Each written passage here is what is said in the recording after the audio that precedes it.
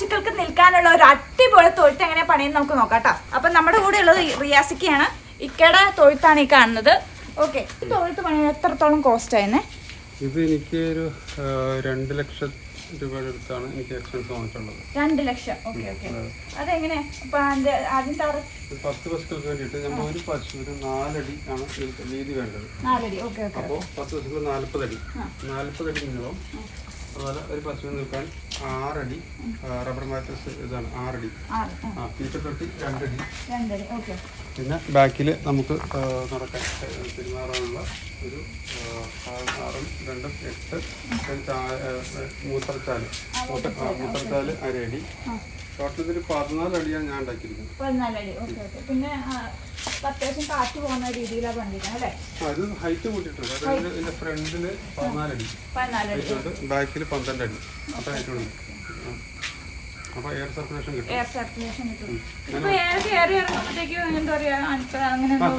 ചൂടുണ്ടാവില്ല. ഇത്രയും ഹൈറ്റിൽ നിൽക്കുന്നതുകൊണ്ട് ചൂടുകാലത്താണെങ്കിൽ നമുക്ക് ഫാൻ ഇല്ലാണ്ട്. പിന്നെ വേറൊരു പ്രത്യേകത എന്ന് വെച്ചാൽ സ്ലോപ്പ് ആയിട്ടാണ് ഇത് പണിതേക്കുന്നത്. കാരണം എന്ന് വെച്ചാൽ വെള്ളം പെട്ടെന്ന് മൂത്രവും വെള്ളം ഒഴുകി പോകാൻ വേണ്ടി രീതിയിലാണ് പണിതേക്കുന്നത് അല്ലേ? അതെ അതെ. സ്ലോപ്പ് നമ്മൾ 1 മീറ്ററിന് 1 ഇഞ്ച് 1 ഇഞ്ചായിട്ടാണ് പണിതേക്കുന്നത്. ഇതിപ്പോ വെള്ളമൊക്കെ കെട്ടി നിന്ന് കഴിഞ്ഞാൽ പ്രശ്നമാവും പശുക്കൾക്ക്. അങ്ങനെ ഇല്ലാതിരിക്കാൻ വേണ്ടിയാണ് ഇങ്ങനെ ചെയ്തിരിക്കുന്നത് അല്ലേ? പുറത്തേക്കാണ് വിടുന്നത്. ഇതിന്റെ ടാങ്ക് ഉണ്ട്. Okay okay. അപ്പം ചാണകം ഇടാൻ വേണ്ടിയിട്ട് ഒരു ടാങ്ക് കെട്ടിയിട്ടുണ്ട്. Okay okay. അതെങ്ങനെ പറഞ്ഞാൽ സ്ലോപ്പ് ആയിട്ടാണ് അല്ല, അത് തറയുന്ന മുകളിലേക്കാണ്, ഗ്രൗണ്ട് ലെവലിൽ മുകളിലേക്കാണ് കെട്ടിയിരിക്കുന്നത്. മുകളിലേക്കാണ് പണിതേക്കുന്നത്. ഒരിക്കലും ഗ്രൗണ്ടിന് താഴേക്ക് ചാണകം ഡെപ്പോസിറ്റ് ചെയ്യാൻ പാടില്ല. ഡെപ്പോസിറ്റ് ചെയ്യാൻ പാടില്ല. എങ്കിലും ഡ്രൈ ആവുള്ളൂ. ഡ്രൈ ആവുള്ളൂ. പിന്നെ ബയോഗ്യാസിന്റെ വല്ലതും ചെയ്യുന്നുണ്ടോ? ബയോഗ്യാസ് പ്ലാന്റ് ചെയ്യണം എന്ന് ആഗ്രഹമുണ്ട്. അത് പിന്നെ ഇപ്പൊ ഈ മഴയും പിന്നെ സാമ്പത്തിക വിഷയമുണ്ട്. ഈ റൂഫ് പണിയാനായിട്ട് എത്ര രൂപയായപ്പോ ശരിക്കും? റൂഫും അതായത് ഇതിന്റെ മെറ്റീരിയൽ, അതായത് GI ഈ ഒരു തൂണുകള്, ഷീറ്റ്, അങ്ങനെ റൂഫ് എല്ലാം കൂടി 1 രൂപ ആണ് അതിന്റെ എക്സ്പെൻസ് വരുന്നത്. 2 4 6 8 10 തൂണല്ലേ? ഓക്കെ, 10 തൂണിലാണ് ഇത് പണി നിൽക്കുന്നത്. ഓക്കെ. അപ്പൊ ഈ തൊഴുത്തിന് എന്തൊക്കെ പണിയുണ്ട്? കംപ്ലീറ്റ് ആയിട്ടില്ലല്ലോ. ഇതിപ്പോ കംപ്ലീറ്റ് ആയിട്ടില്ല. ഡിവൈഡർ 10 ഡിവൈഡ് ചെയ്യാനുണ്ട്. ഡിവൈഡറും പിന്നെ മാറ്റും എല്ലാം കൂടി വരുന്നത്. ഇനിയിപ്പോ ഈ തൊട്ടിയാണെങ്കിൽ ഇനി വിപുലീകരിക്കണോ? അതത് ഇങ്ങനെ തന്നെയാണ്? അല്ല, തൊട്ടി ടൈലിടുന്നുണ്ട്. ടൈലിടുന്നുണ്ട്. ഓക്കെ. അപ്പൊ തീറ്റ തീറ്റ കഴിച്ചതിന് ശേഷം ക്ലീൻ ചെയ്യാനായിട്ട് ഒരു പ്രശ്നം അങ്ങനത്തെ വരെ ശരിക്കും ഒറ്റ ക്ലീൻ ചെയ്യാൻ പറ്റും. വാഷ് ചെയ്യാനായിട്ട് ടൈം ലാഭിക്കാൻ വേണ്ടിയൊക്കെ അല്ലേ? ഇനിയിപ്പോ റബ്ബർ മാറ്റ് ഇടുന്നുണ്ടല്ലേ? റബ്ബർ മാറ്റ് ഇടുന്നുണ്ട് 10 പശുക്കൾക്ക് വേണ്ടി അല്ലേ? അപ്പൊ അതിന് കോസ്റ്റ് 2000 രൂപ വെച്ചായിരിക്കുമല്ലോ? ആവറേജ് നല്ലൊരു ക്വാളിറ്റി ഒക്കെ 2400 തൊട്ട് മുകളിലേക്ക് ഉണ്ട്. നമ്മളെപ്പോഴും ചെയ്യുമ്പോൾ തിക്നെസ് കൂടിയത് നോക്കി ഇടണം. ഈ പശുക്കൾക്ക് നിൽക്കാൻ വേറെ സ്ഥലം, കുട്ടികൾക്ക് നിൽക്കാൻ വേറെ സ്ഥലം, അങ്ങനെ ഉണ്ടാക്കുന്നുണ്ടോ? കുട്ടികൾക്ക് നിൽക്കാൻ വേറെ സ്ഥലം ഉണ്ടാക്കേണ്ടതുണ്ട്. ഇപ്പൊ നിലവിൽ ചെയ്തിട്ടില്ല. ഇതിന്റെ ബാക്കിലേക്ക് ചെയ്തിട്ട് ബാക്കിലേക്ക് സീറ്റ് ഇറക്കിയിട്ടിട്ട് ഇതേപോലെ തന്നെ ചെയ്തു. അത് പിന്നെ തറയൊന്നും കെട്ടേണ്ട ആവശ്യമില്ല. ജസ്റ്റ് ഒരു ഫെൻസിങ് പോലെ കൊടുക്കുകയാണെങ്കിൽ മോള് റൂഫ് ഇറക്കിയിടുക. അപ്പോൾ താങ്കൾ പോളി നടക്കാൻ പറ്റി. ഇപ്പം മഴയും ആയതുകൊണ്ട് പിന്നെ പശുക്കൾ കൊണ്ടിട്ട് 2 ആഴ്ചയിലായിട്ടുള്ളൂ. പുറത്തൊന്നും ചെയ്യാനില്ല, കിട്ടിയിട്ടില്ല. ടോട്ടൽ ഇപ്പം എത്ര രൂപയാവും? ഇപ്പം എല്ലാം കൂടി വരുമ്പോൾ 3 ലക്ഷത്തിനുള്ളിൽ എല്ലാം കൂടി നമുക്ക് നിർത്തണം. എക്സ്പെൻസ് കൂട്ടിയിട്ട് കാര്യമില്ല. പക്ഷേ ഞാനൊരു കാര്യം പറയാം, ഇതിനകത്ത് നമുക്ക് ഇതിൽ ചിലവ് കുറച്ച് ചെയ്യാം. ഇതിപ്പോൾ ഞാനിപ്പോൾ ഉണ്ടാക്കിയപ്പോൾ എനിക്ക് 2.5 അടി ഹൈറ്റിലാണ് തറ ഉണ്ടാക്കിയിരിക്കുന്നത്. കാരണം ഇതിൻ്റെ ഇവിടെ വെള്ളത്തിൻ്റെ ബുദ്ധിമുട്ടുണ്ടാകാൻ ചാൻസ് ഉള്ളതുകൊണ്ട് ഹൈറ്റ് കൂട്ടിയത്. പക്ഷേ ഇത് തന്നെ നമുക്ക് ഹൈറ്റ് കുറച്ചിട്ട് ചെയ്യാം. ഹൈറ്റ് കുറച്ചിട്ട് ഒറ്റ വരി കട്ട കൊടുത്തിട്ട് നോക്കാം. ഫ്രണ്ടിൽ വെള്ളം അകത്തേക്ക് കയറാതിരിക്കാൻ വേണ്ടി നമുക്ക് ഒരു കട്ട പൊളിച്ച് വെച്ചിട്ട് അങ്ങനെ ചെയ്യാവുന്നതാണ്. അങ്ങനെ ഞാൻ ചെയ്തിട്ടുണ്ട്.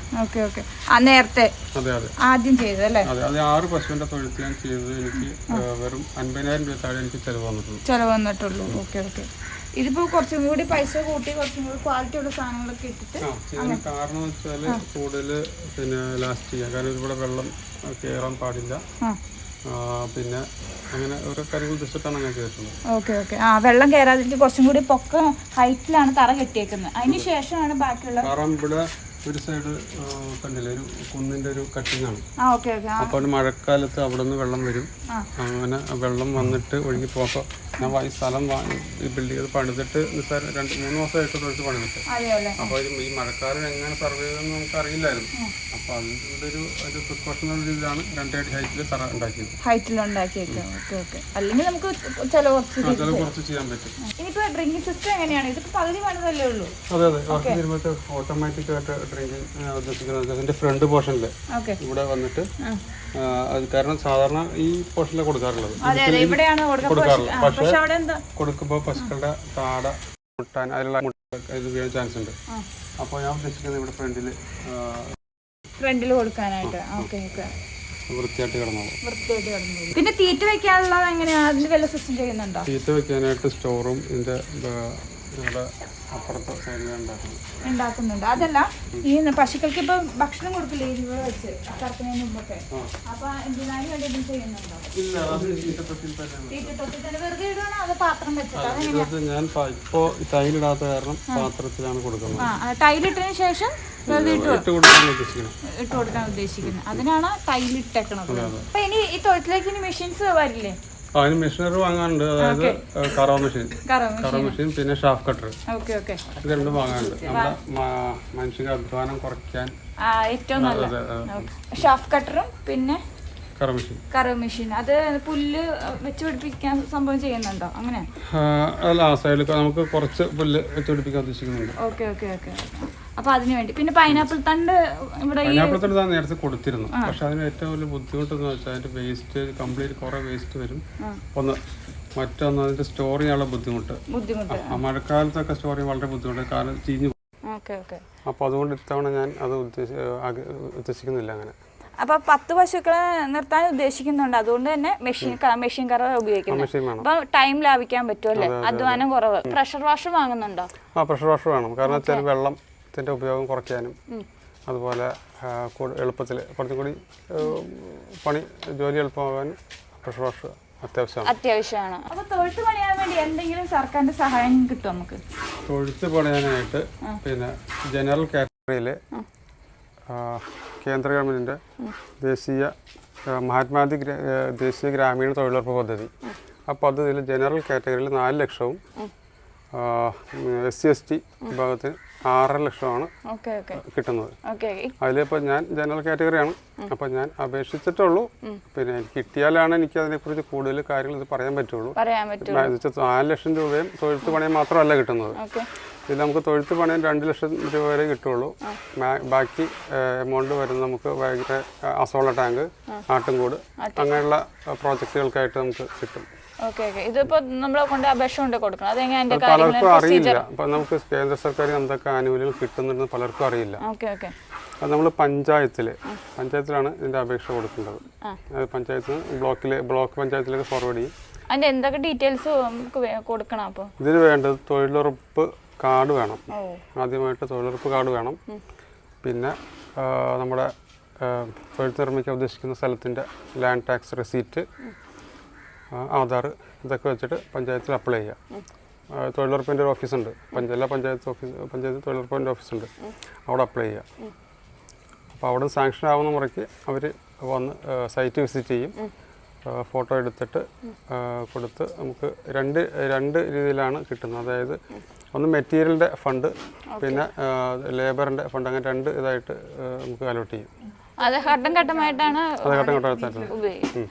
നമ്മളിപ്പോ തൊഴുത്ത് പണിയുമ്പോൾ തറ കെട്ടിയിട്ടാണ് അത് നമ്മള് പിന്നെ ആപ്ലിക്കേഷൻ കൊടുത്തതിന് ശേഷം വേണം നമ്മൾ വർക്ക് സ്റ്റാർട്ട് ചെയ്യാൻ. സ്റ്റാർട്ട് ചെയ്ത ശേഷം അവർ വന്ന് വിസിറ്റ് ചെയ്യും. വർക്ക് കംപ്ലീറ്റ് ചെയ്തതിന് ശേഷമാണ് അവർ വന്നിട്ട് വരുന്ന കൂടി വിസിറ്റ് ചെയ്തതിന് ശേഷം പിന്നെ ബാക്കി ഫോർവേഡ് ചെയ്യണം. നമ്മുടെ ജെന്യുവൻ ആണോ എന്ന് അറിഞ്ഞിട്ട് ചെക്ക് ചെയ്തിട്ടാണ് അവർ ബാക്കിയുള്ള കാര്യങ്ങൾ ചെയ്യുന്നത്.